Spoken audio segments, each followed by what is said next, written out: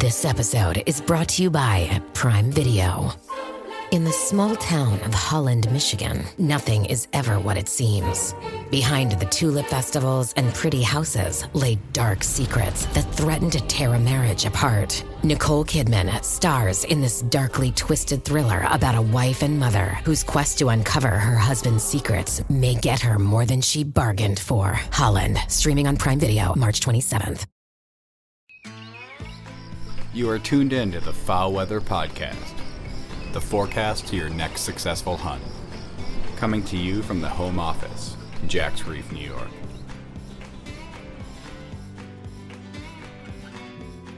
We almost entitled this episode, Fixed or Flexible Migration, Who's Your Daddy? Right, but we aim to keep our Monday duck migration forecast episodes relatively PC, because you might be carrying kids to or from school. To be honest, the recording of episode 3, I Make Gumbo, had to be re-recorded, right? It's still labeled as explicit, but that version is certainly vanilla compared to the first recording. I don't know, maybe someday we'll re-release the original and we'll put it out with the title, right? Something like I Make Gumbo Raw. I'm your host, Dr. Mike, with the Foul Weather Podcast. Thanks for joining us for free and subscribing on Spotify or Apple Podcasts. We drop a new episode every week for your Monday drive to work.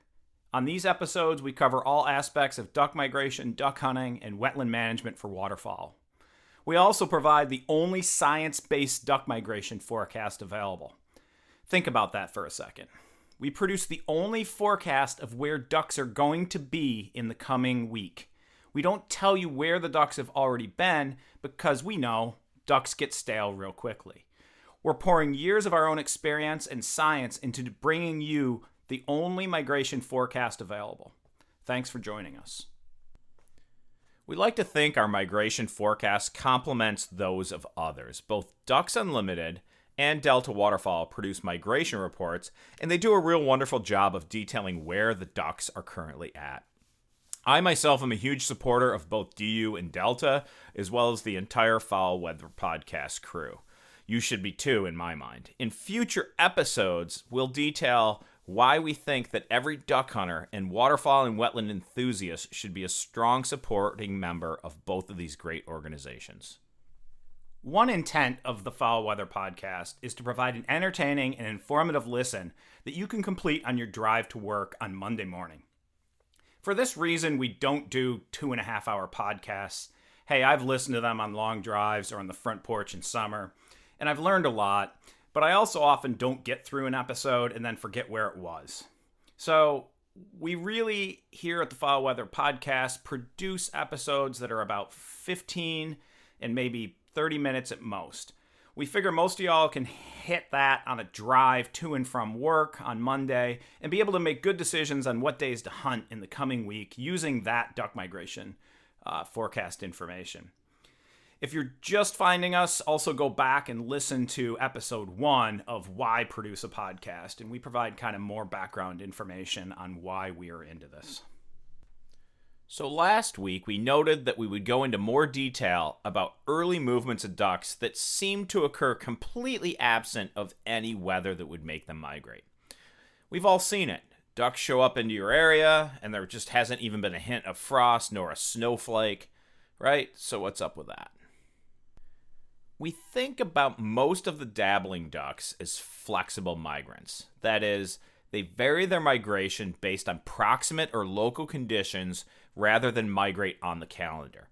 This is why the Weather Severity Index works and the Foul Weather Podcast even exists, right?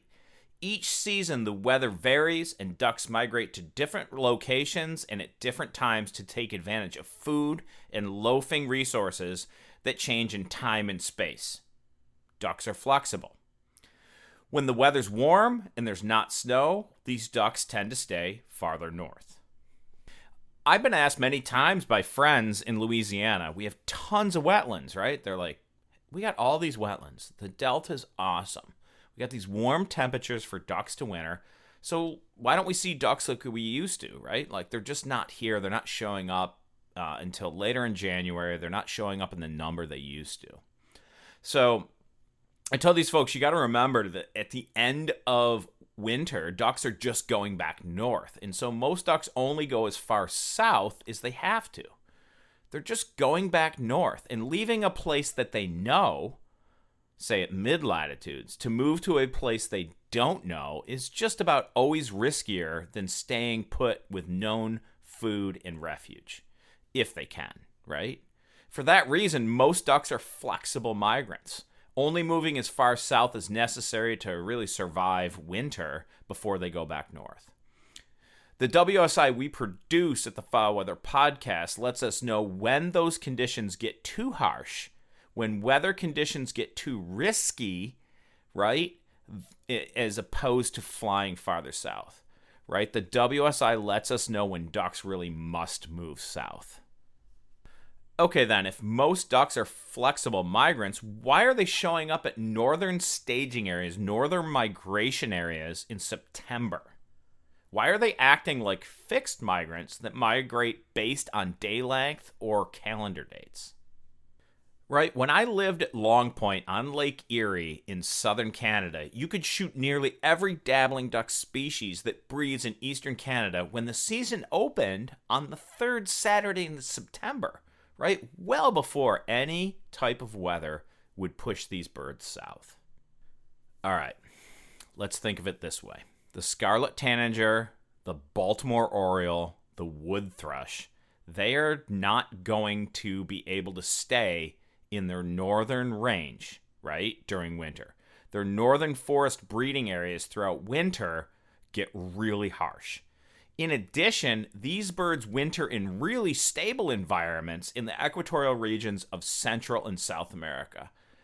So they have stable environments and food sources at the end of their flight. So once they've done their breeding and are in condition to move south, they just do so, and they do so quickly, moving through the U.S. and into Central and South America to access those stable resources. Now let's use this example. Let's think about the widgeon that breeds across Alaska, the western boreal forest, into the prairies, and over to Hudson and James Bay lowlands. None of that is hospitable throughout winter. That duck has no way to stay the winter in that region. Second, while these places have long days for hungry ducklings to feed, they don't provide the high productivity, carbohydrate-dense habitats to fuel migration. So what's a duck to do? That widgeon leaves as soon as it can, and they move into northern tier areas with productive wetlands like the prairies. They hit the quality wetlands of Minnesota, Wisconsin, and those Michigan lakes.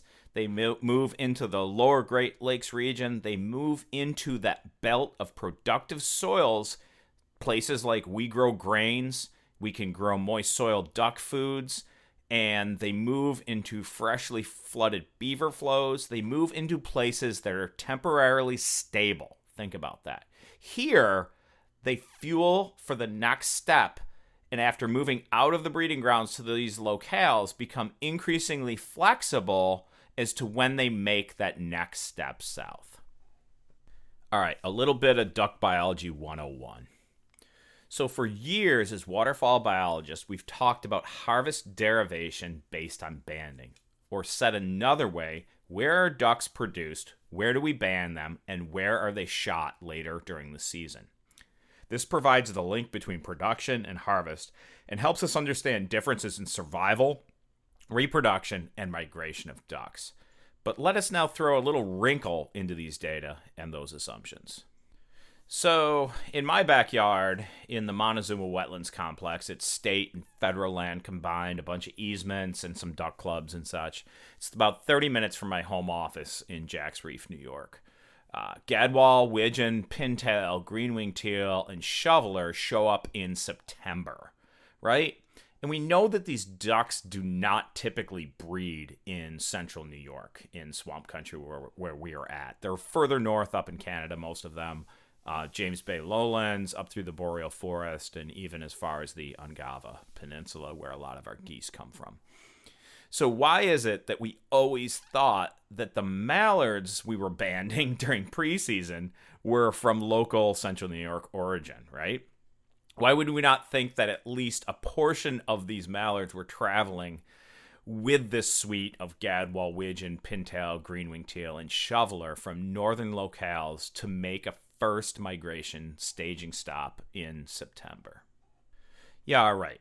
So good point, right? If all these other species that breed north of here are showing up in September, why would we not think that northern breeding mallards are doing the same thing? We first got a hint of this with some great research by Matt Palumbo out of the Keith Hobson lab at the University of Western Ontario. Matt sampled harvested mallards from the Canadian side of Lake St. Clair throughout hunting season to assess levels of deuterium in their feathers. All right, so what's deuterium? In simplest terms, deuterium is a hydrogen isotope. Oh boy, okay. So what's an isotope? I'm going to do my best here to just break this down and make it super digestible. When a plant grows or a bug feeds, it takes up hydrogen isotopes, right, from the water, and that hydrogen moves through the food web. When a duck eats and drinks, it takes up that hydrogen isotope as well. Interestingly, the weight of that hydrogen isotope varies predictably from south to north across the breeding range of mallards because it's affected by how much it snows and rains. So on the breeding grounds, mallard ducklings are growing feathers that incorporate that hydrogen weight or that hydrogen signal into their feathers. Mama and Papa duck are also going through an annual molt of their flight feathers, and wherever they grow that new feather, that new flight feather, that hydrogen signal, that hydrogen weight is also included, and we can sample that.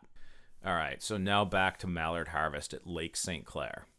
Palumbo and team found that greater than 75% of fledged mallards, duckling mallards, and over 85% of adult mallards had hydrogen weight values, hydrogen isotope values, representative of boreal wetlands of northwestern Ontario, hundreds of miles away, or about 1,000 kilometers from where they were shot. What does this mean? It means that 3/4 or more of the mallards harvested on the Canadian side of Lake St. Clair were produced much farther north. They were not local mallards. All right, so here's the interesting part. Even when the season opened on the third week of September, most of the mallards harvested and sampled had a hydrogen signal in their feathers that suggested that they came from much farther north than Lake St. Clair. So why are mallards migrating so early? And is this consistent across a broader region? In comes Kayla Harvey's work at ESF. Kayla thought was that if Matt found mallards from thousands of kilometers north in September at Lake St. Clair, and banding season in the Mississippi and Atlantic Flyway in many locales goes until the end of September, maybe, just maybe, we're actually putting bans on a bunch of Canadian-produced and breeding mallards in the U.S. Sure enough, using the same methods, Kayla found that nearly 50% of the mallards banned in the U.S. actually have Canadian origins.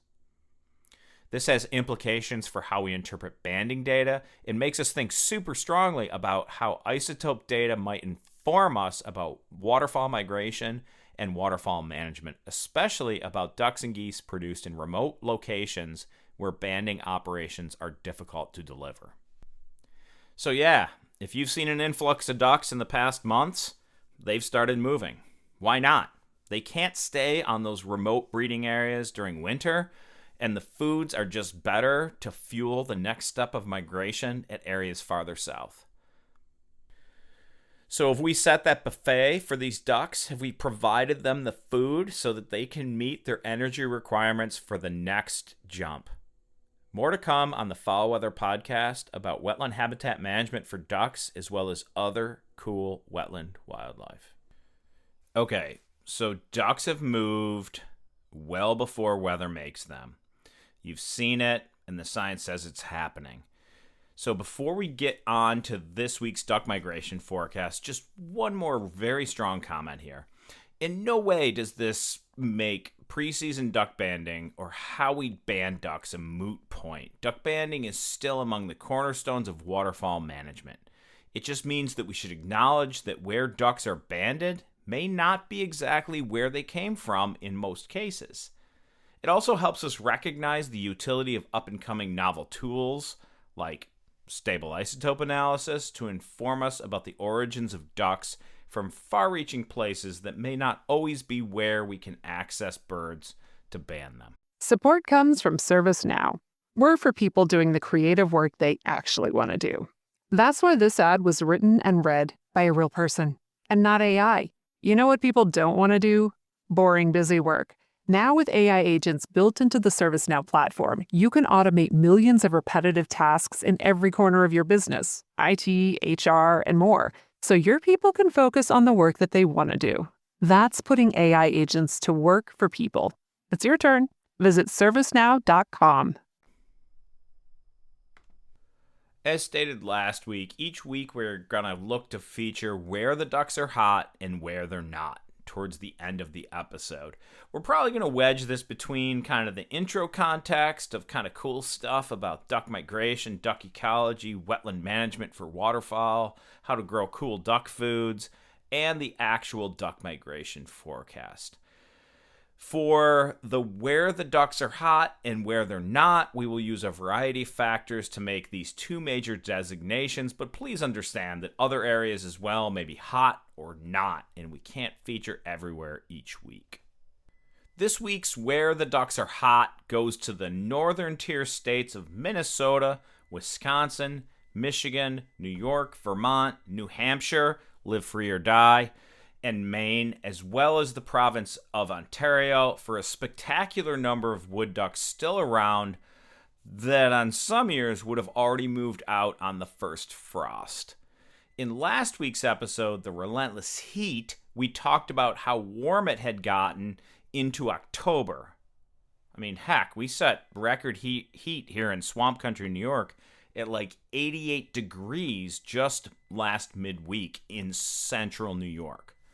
All right, not good for duck migration, but it's held more wood ducks than normal at northern latitudes later into fall. Our northern zone opened this weekend in New York to some declining temperatures. There was rain, but it was still, genuinely pretty balmy here. We hunted a remote beaver pond. We finished up with our 6 wood ducks, good dog work, a couple green wings, couple mallards each. We didn't lose a duck, which was nice. It's a fading beaver pond, so lots of down trees, kind of hard to get around. We've been shooting it for years, but we shot good numbers of ducks. It was a fun morning. There was nobody else in there, no competition. Not really a limit for 2, right? But it was close, and it was nice to get into bunches of wood ducks again.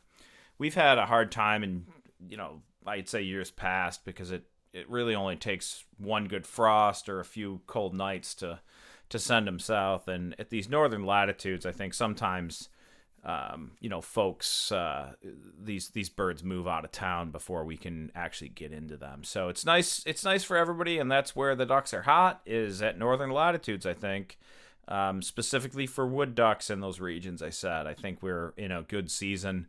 Relatively warm. They're staying north. Those ducks roast up real nice. So have fun with them, folks. All right, so who's the dud this week? Where they're not. Well, all right, we're going to put a twist on this. Not that there are not ducks, and you're going to think this is funny that last week I noted that the Dakotas, North and South Dakota, were where the ducks are hot. But the thumbs down this week goes to North Dakota because the non-resident season opened, and with the addition of the new and unreasonable restrictive Manitoba regulations on non-hunters, North Dakota is just super busier than ever with duck hunters from the south, east, and west. And they're super eager to shoot brown ducks. That's another thing, right? I shot South Dakota years ago, and the early ducks are just brown. There's a little color on them. The shooting can be fast and furious for sure. It's the breeding grounds. Of course, there's a lot of birds, but it's also super busy. You can get overrun with people, and you're piling up brown ducks that haven't plumed up yet. Again, these are generalizations, and many folks may be having great hunting in their location or poor hunting that differs from our comments here about where the ducks are hot and where they're not. So just take them as for what they are. We'll walk through different places throughout the year, and gives, as you can see, it gives some insight into some other tidbits about duck hunting in parts of the world that you might not be familiar with. So on to this week's migration forecast. And right now we know from the intro stuff that some ducks are moving into places with food and kind of, what I would say are relatively short-term stable conditions before weather starts to make them move farther south. We also really need to note that the WSA forecast is going to heat up a bunch as we move into November and December. We actually have a tropical system, Felipe. I don't think I'd call it our first nor'easter. It acts more like a tropical disturbance from the southern Atlantic. But as we record this episode, it's crossing over Maine, and it'll drop substantial rain in that region, then the St. Lawrence of Quebec before it hooks backwards and starts sitting over Quebec and Ontario from about North Bay to Ottawa throughout this week, right? It's a super strong low-pressure system. It's going to drop a bunch of rain and create a ton of duck habitat, right? For example, Ottawa is expected to get a little over 2.5 inches of rain in the coming week, with basically rain every single day. So for our Atlantic coast folks, this will likely affect your duck migration southward until freezing temperatures start to move good numbers of ducks farther south. The Foul Weather Podcast team really didn't see this one coming. Again, there's a bunch of variation in a changing climate, and it's a good reason to listen to the Foul Weather Podcast each Monday a.m. for your weekly migration update. This week, as expected, the WSI values for mallard, black duck, and pintail throughout the central Mississippi and Atlantic flyways aren't really great enough to cause any type of, substantial or known migration from weather. So if those critters are a game and you're hunting them now, give them space and realize that local conditions and hunting pressure are going to matter more than weather this week for most of these species, right? Those birds have been shot at. They're going to need some time, some rest, find where they're at, settle in on them, and have a good hunt. Last week, we forecast some very small movements of widgeon, green-winged teal, kind of in the mid-continent area. I was actually contacted on 2 occasions by folks in the upper Midwest noting influxes and good shooting of greenwings, but not much change in widgeon. So, hey, we don't hit it all the time, but birds were moving a little bit. They found some that what they felt like were fresh greenwings coming in, which we had forecasted. This week, WSI values again get to thresholds that make movements out of the most northern latitudes for widgeon and greenwing teal, but also shoveler. I don't know if shoveler your game. They're a cool critter. They're kind of easy to decoy, and I don't know, maybe they're a new greenhead because they definitely make their way south before the mallards do. So this week, right, in fact, the WSI predicts some movement of these early migrants out of the latitude of like North Dakota and Wisconsin as well. So states to the south with open seasons like Iowa should look for kind of a small migration, I would say. It's going to start on Wednesday and intensify towards the end of the week. Based on what our weather severity index says, temperatures are dropping a little bit. These birds start to move, and I think you're going to see some uptick. So I'd focus later in the week if you got it. Of course, right, we're really, really early in the season in this process, but it certainly looks like some of our smaller ducks might start to move a bit this week. As we move west to east, as usual, with that summer heat from the Great Lakes and Atlantic Ocean that continues to pump warm air into that region, as well as the flow from the southern Pacific and up into the Ohio River Valley jet stream, the east is just staying really warm. No weather-related movements of ducks are forecast in the coming week for the Atlantic Flyway in general.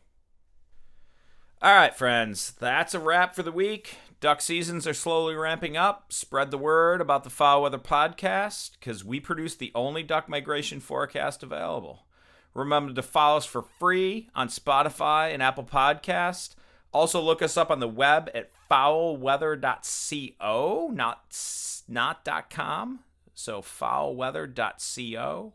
And check in for regular updates. We're also on Facebook and Instagram as foulweather.co, where we'll post episodes and links and updates. We are the forecast to your next successful hunt. Thanks for listening. And as always, may your skies be filled and shoot straight, my friends.